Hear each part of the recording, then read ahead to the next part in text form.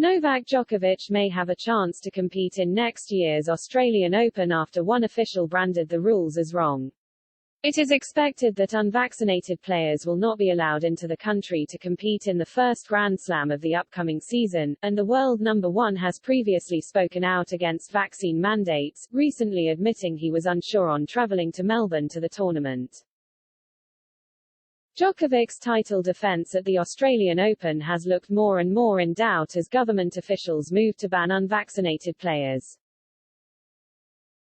Victorian Premier Daniel Andrews admitted he thought visas would only be given to vaccinated players after the nine-time champion himself cast doubts over his participation, telling Serbian newspaper Blik, "I don't know if I'm going to Australia, I don't know what's going on. Currently, the situation is not good at all."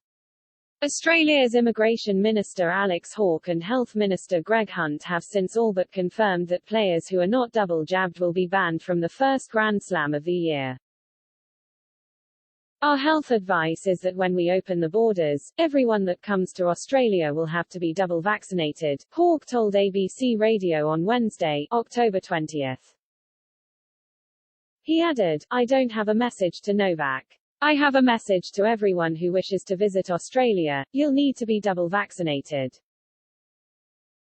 That's a universal application, not just to tennis players."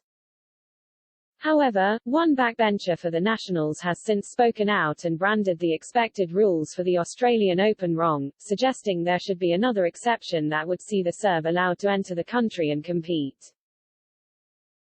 Senator Matt Canavan said those who have already tested positive for COVID should be allowed into the country thanks to natural immunity, and Djokovic himself contracted the virus last year. "We should change the rules. Those rules are wrong," he told Channel 9's Today Show.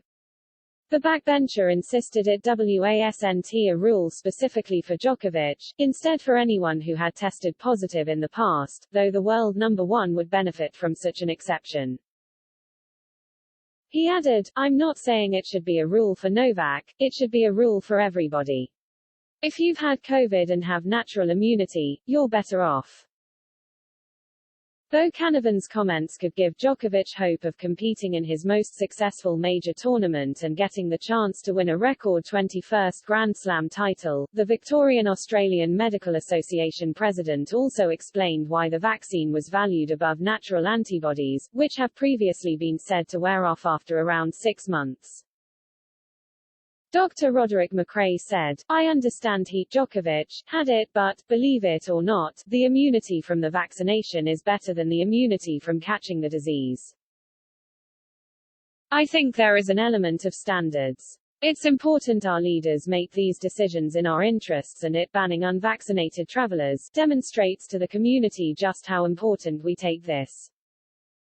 While no rules have officially been put in place, it is expected that unvaccinated players will not be allowed to enter the country.